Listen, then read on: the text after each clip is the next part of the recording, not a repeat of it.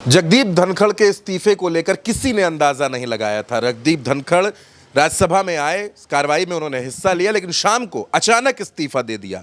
और अब यह कहा जा रहा है कि भारतीय जनता पार्टी के लिए यह बचा हुआ आधा साल बड़ी मुश्किलों आना होने वाला है, क्योंकि बहुत से इस्तीफे होने हैं। मेरे साथ भरत जी मौजूद है। जगदीप धनखड़ के इस्तीफे पर भी बात करेंगे और क्या कुछ होने वाला है उस पर भी चर्चा करेंगे। देखिए चंद्रकांत जी, आने वाला साल नहीं, आने वाला आधा साल नहीं, ये 2 महीने जुलाई अगस्त सितंबर। देखिए सितंबर में नरेंद्र मोदी जी का जन्मदिन है, सितंबर में ही आरएसएस के जो संघ प्रमुख हैं मोहन भागवत, उनका भी जन्मदिन है। लेकिन उससे पहले जगदीप धनखड़ पर आते हैं। जगदीप धनखड़ के इस्तीफे पर आप देखेंगे तो पहली चीज़ ये हुई कि इतना बड़ा पद, इतना बड़ा औरा, देश के दूसरे नंबर के व्यक्ति, उपराष्ट्रपति, उनके इस्तीफे के बाद कोई फेयरवेल नहीं हुआ। यहाँ एक एम्प्लॉई किसी दफ्तर से छोड़कर जाता है तो उसके लिए केक काटा जाता है, लेकिन जगदीप धनखड़ ने इस्तीफ़ा दिया। इस्तीफ़ा देने के बाद कोई फेयरवेल नहीं, लोगों की कोई दुआएं नहीं, कुछ नहीं, बिल्कुल सब साइलेंट। इसका मतलब है सब कुछ ऑल इज़ वेल नहीं है। जगदीप धनखड़ शाम के 4 बजे तक सदन की कार्रवाई चलाते हैं और सुबह आकर लंबी चौड़ी स्पीच देते हैं, और उसके बाद अचानक से कुछ ऐसा बदला, कुछ रहस्यमयी तरीके से कुछ ऐसा घटित हुआ और उन्होंने इस्तीफा दे दिया।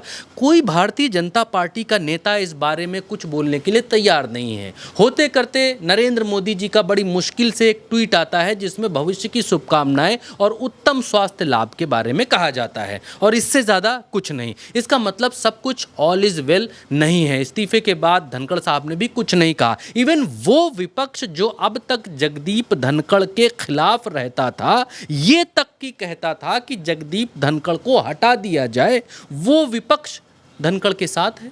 वो विपक्ष बोल रहा है कि कुछ ठीक नहीं है। इवन कांग्रेस के लीडर, उन्होंने इससे पहले राजस्थान के पूर्व मुख्यमंत्री, उन्होंने इस बात को, अशोक गहलोत ने इस बात को कहा था कि जगदीप धनखड़ के ऊपर और लोकसभा के अध्यक्ष के ऊपर विपक्ष को ना बोलने देने को लेकर बहुत बड़ा प्रेशर है, दबाव है, और इस दबाव में दोनों जो स्पीकर्स हैं वो काम कर रहे हैं। इससे पहले किया, और अब वो इस बात को कह रहे हैं कि देखा, मैंने पहले कहा था, सही जो मैंने कहा था वो सही साबित होता हुआ दिखाई दे रहा है। पहली बात हो गई कि जगदीप धनखड़ का इस्तीफा क्यों हुआ, कैसे हुआ, रहस्यमयी ढंग से हुआ, और अचानक अभी जब 2027 तक का उनका कार्यकाल बाकी था। भारतीय जनता पार्टी में चंद्रकांत जी, मैं बड़ी जिम्मेदारी से इस बात को कह रहा हूँ, भारतीय जनता पार्टी के भीतर या भारतीय जनता पार्टी की सरकारों में भी, मंत्री छोड़ दीजिए आप, भारतीय जनता पार्टी की सरकारों में पुलिस वाला, बाबू, मुंशी, कोई सरकारी आदमी, कोई मंत्री कुछ भी अलग गलत अनर्गल सलनगल कर देता है, तो पहले ऐसा होता था कि पत्रकार खबर चलाते थे, दिखाते थे, दबाव बनता था सरकारों पर, और सरकार कोई जांच बिठाते थे या कुछ करते थे। अब कोई जांच बैठती है, कुछ नहीं होता। किसी भी नेता के खिलाफ कितना भी हो, हल्ला हंगामा हो जाए,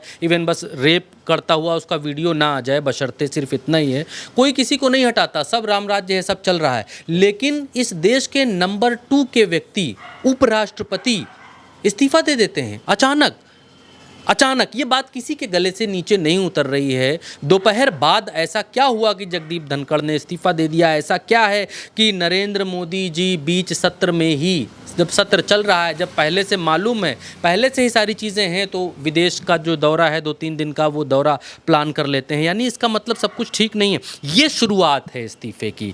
जगदीप धनखड़ ने इस्तीफा दिया, अप्रत्याशित था बहुत सारे लोगों को, क्योंकि ऐसी अभी तक ऐसा चलन ट्रेंड में नहीं है कि कोई उपराष्ट्रपति बीच में इस्तीफा देकर चला जाए। मुझे याद नहीं पड़ता है कि कोई उपराष्ट्रपति, कोई विशेष परिस्थितियां हैं तो अलग बात है, वरना कोई उपराष्ट्रपति बीच में इस्तीफा देकर चला जाए स्वास्थ्य कारणों और विशेष परिस्थितियों के अलावा। क्या कोई विशेष परिस्थिति है? क्या युद्ध जैसे हालात हैं इस देश में? क्या ऐसे कोई बहुत रहस्यमयी बीमारी जगदीप धनखड़ साहब को है? क्या वो संसद से उठकर सीधा कहीं किसी अस्पताल में भर्ती हो गए, या ऐसा कुछ हुआ? ऐसा कुछ नहीं हुआ, तो फिर इस्तीफा क्यों? इस बात का कोई जवाब नहीं आ रहा है। और फिर इस्तीफा हुआ तो हुआ, फेयरवेल तक नहीं हुआ। ये ये तक नहीं हुआ कि जगदीप धनखड़ ने कहा हो कि मैं इस्तीफा दे रहा हूँ, आप सबसे विदाई ले रहा हूँ। अगर उनको इस्तीफा देना ही था तो वो संसद में इस बात को बोल सकते थे कि भाई आज मेरा आखिरी दिन है और मैं आप लोगों के साथ काम करके आप लोगों के बीच रहकर मज़ा आया, बहुत बढ़िया, लोकतंत्र जिंदा रहे, अमर रहे, कुछ भाषणबाजी कर सकते थे। सत्र के बाद दे देते, सत्र के बाद भी दे सकते थे। और अगर इस्तीफा देना था तो सत्र शुरू क्यों किया, एक दिन बैठे क्यों और अचानक क्यों चले गए? अगर बैठे तो फिर बताया क्यों नहीं कि मैं इस्तीफा देना चाहता हूँ, मेरा स्वास्थ्य ठीक नहीं है, मैं बीमार हूँ, कुछ ऐसा प्रदर्शित। खैर, ये इस्तीफों की शुरुआत मान रहे हैं राजनीतिक विशेषज्ञ। पहली बात ये जगदीप धनखड़ का इस्तीफा।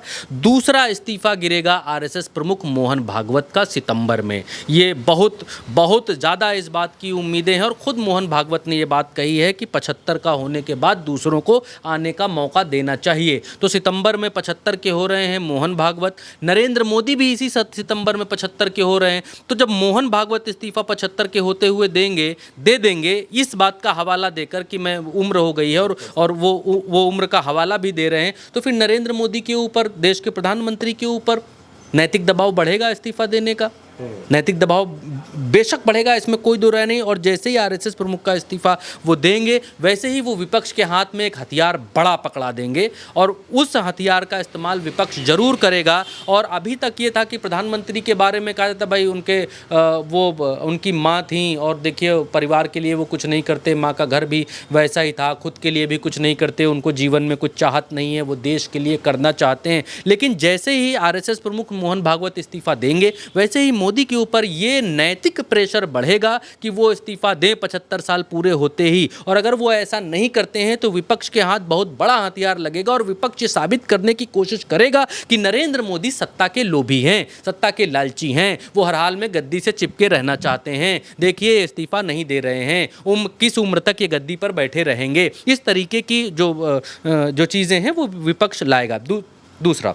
तीसरा, आप देखिए जगदीप धनखड़ के इस्तीफा देने से कुर्सी खाली हो गई है। अब 60 दिन के भीतर चुनाव आयोग को चुनाव कराना पड़ेगा उपराष्ट्रपति पद का। उपराष्ट्रपति के पद के लिए जो सबसे मुफीद व्यक्ति आज की तारीख में भारतीय जनता पार्टी में बैठ रहा है वो है जेपी नड्डा। जेपी नड्डा को अगर उपराष्ट्रपति बनाएंगे तो उनको स्वास्थ्य मंत्री के पद से इस्तीफा देना पड़ेगा। तो तीसरे चौथे नंबर का इस्तीफा जगदीप धनखड़, आरएसएस प्रमुख मोहन भागवत, नरेंद्र मोदी चलो नहीं देंगे या आप देना नहीं चाहेंगे 2000 जो भी है, चलिए तीसरे नंबर को छोड़ देते हैं। तो चौथे नंबर पर आपका जेपी नड्डा अगर उनको उपराष्ट्रपति पद के लिए आगे बढ़ाएंगे, क्योंकि भारतीय जनता पार्टी के पास नंबर पूरे हैं, इसमें कोई दो राय नहीं है कि नंबर्स नहीं है चुनाव में हार जाएंगे या ऐसा वैसा कुछ होगा, वैसा होने वाला है नहीं, क्योंकि नीतीश और नायडू का पूरा सहयोग समर्थन है।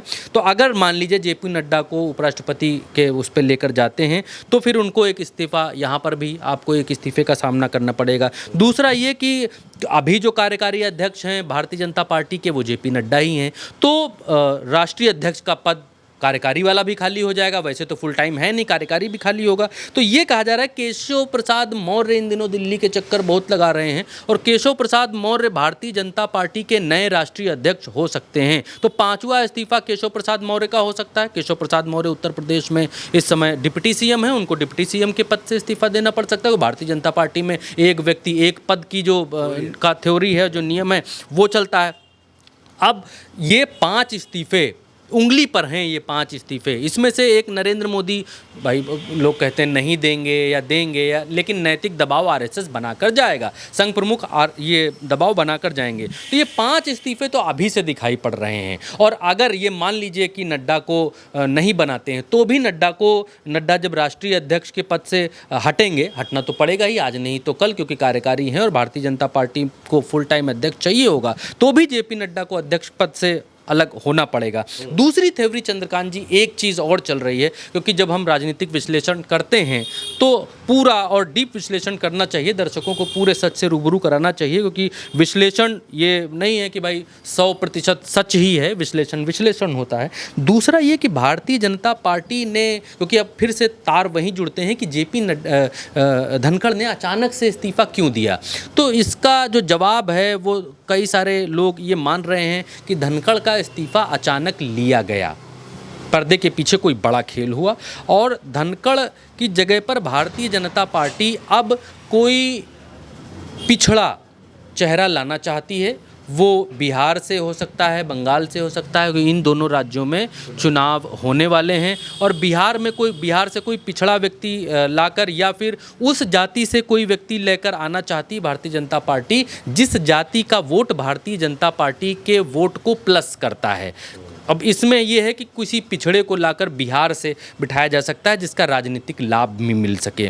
तो धनखड़ के इस्तीफे की जो बात है, धनखड़ अभी तक सामने आए नहीं हैं। उन्होंने सिर्फ और सिर्फ इस्तीफ़ा दिया है कि हमने इस्तीफ़ा दे दिया, और राष्ट्रपति ने स्वीकार कर लिया। राष्ट्रपति इस देश में दलित हैं, उपराष्ट्रपति इस देश में पिछड़े थे जिन्होंने इस्तीफ़ा दे दिया। तो अब ये कहा जा रहा है कि कोई अगड़ा नहीं, कोई पिछड़ा ही धनखड़ की जगह पर आ सकता है, और वो में भी बिहार से आ सकता है या उत्तर प्रदेश से आ सकता है। और अगर उत्तर प्रदेश से आता है तो अलग चीज़ है। और अगर जेपी नड्डा को लेकर जाते हैं तो फिर इस्तीफे वाली वो चेन शुरू होगी कि जेपी नड्डा को इस्तीफ़ा देना पड़ेगा, उनकी जगह पर केशव प्रसाद मौर्य, क्योंकि बहुत इस समय केशव प्रसाद मौर्य दिल्ली जा रहे हैं, तो ये में भी चांसेस हैं कि उनको राष्ट्रीय अध्यक्ष बनाया जा सकता है और लखनऊ की लड़ाई को भी शांत किया जा सकता है। और अगर बिहार से कोई उपराष्ट्रपति पद का कैंडिडेट या दावेदार लेकर आते हैं तो ये थ्योरी यहाँ पर नड्डा वाली और केशव प्रसाद मौर्य वाली थोड़ी शांत होती है। तो दो थ्योरियाँ इस समय हैं कि अचानक इस्तीफे के पीछे दो थ्योरियां हैं। पहली थ्योरी